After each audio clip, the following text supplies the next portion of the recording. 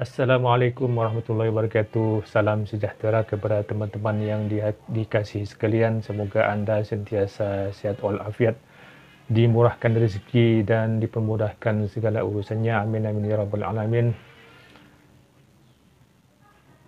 Okey guys, selamat kembali ke channel Amy PG Channel, di mana pada episod kali ini saya akan melanjutkan kisah yang sudah pernah saya paparkan di episod sebelumnya, yakni memburu pusaka Nenek Indah di Gunung Petaunan ya. Pada episod yang lalu anda boleh tonton semula di deskripsi di bawah video ini yang sudah pun saya sediakan. Agar tidak membuang-buang masa, kita langsung saja ke cerita dan kisah selanjutnya.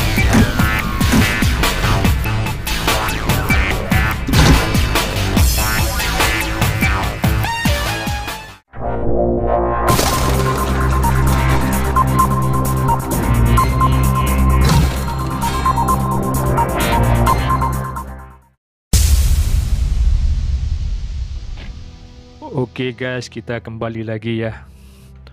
Kalau kita lihat di sini, di hadapan makam inilah para petapa melakukan acara ritual sambil menunggu kehadiran rusa yang diharapkannya boleh hadir di hadapan mereka. Tetapi jam demi jam telah pun berlalu, rusa yang diincar-incarnya itu pun tidak muncul juga.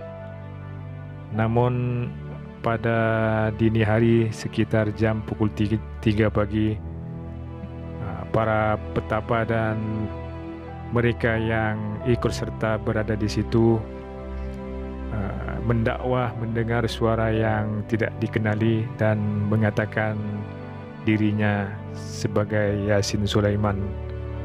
Maka dengan ilmu paranormal yang dimiliki oleh kedua petapa tersebut,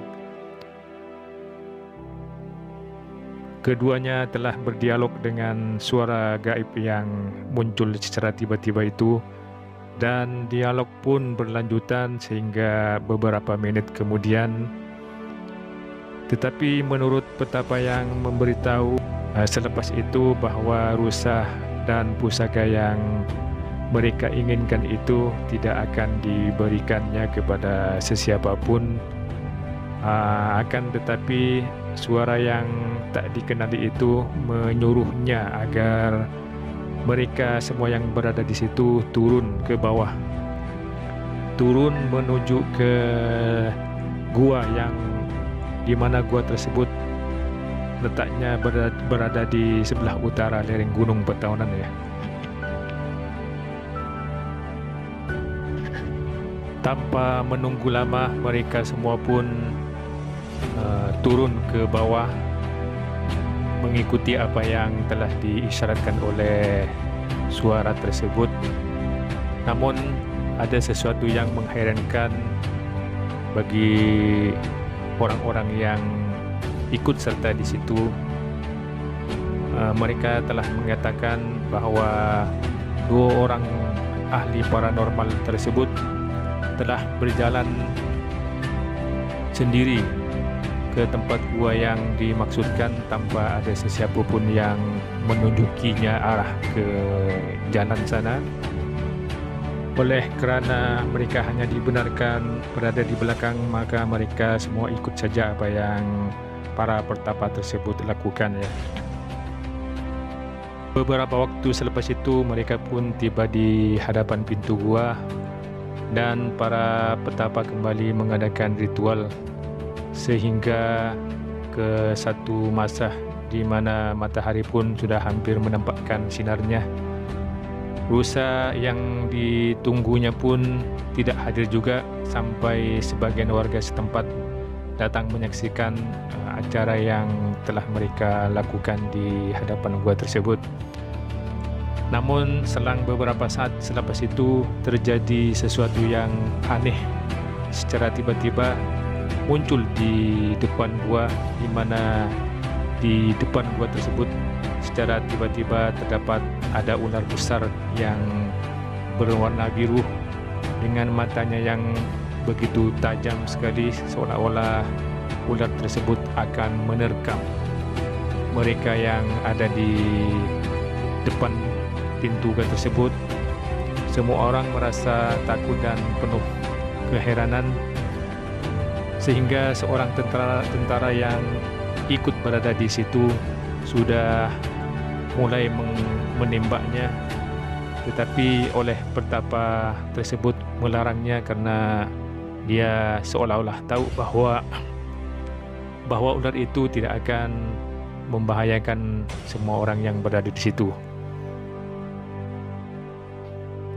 Beberapa saat selepas itu, kedua petapa mengucapkan Assalamualaikum dan bermulalah dialog sesama mereka, di mana salah satu dialog yang sempat didengar oleh orang-orang yang berada di situ yang katanya lebih kurang begini: kami maklum bahwa pusaka-pusaka tersebut tidak akan dilepas dari Pulau Bawean, tetapi apa yang akan dijadikan bukti bahwa kami telah melakukan tugas negara. Suara gaib yang hanya bisa didengar oleh kedua petapa tersebut menjawab, ambillah apa yang ada. Begitu suara gaib itu lenyap dari pendengaran mereka, tiba-tiba muncullah seekor anak rusa yang keluar dari pintu gua. Dengan serta-merta petapa memanggilnya dengan melambaikan tangan ke arahnya, dan tanpa rasa takut sedikit pun anak rusa tersebut perlahan-lahan dengan jalan yang lembut masuk sendiri ke kandang yang telah disediakan oleh kedua petapa tersebut. Itulah keanehan yang terjadi, yang sempat dilihat dan disaksikan sendiri oleh masyarakat yang berada di situ. Namun menurut paranormal yang bercerita selepas kejadian itu, mereka mengatakan bahwa rusa yang didapatnya itu bukanlah rusa sakti yang diinginkannya, akan tetapi paranormal tersebut sudah memindahkan kekuatan rusa sakti kepada anak rusa yang baru saja diperolehinya itu. Maka selesai sudah misi memburu pusaka di Gunung Petonan oleh orang-orang kenamaan dari pusat, yakni dari Jakarta dan Yogyakarta.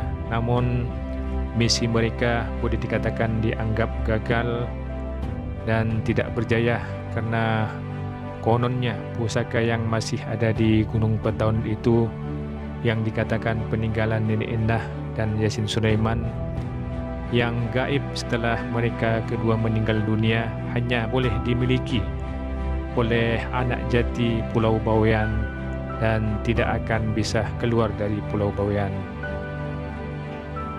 Anak rusa yang diperkuat kesaktiannya telah dipikul oleh petugas untuk dibawa ke kediaman Pak Lurah Arifin dan selanjutnya dibawa menaiki helikopter terbang ke Jakarta.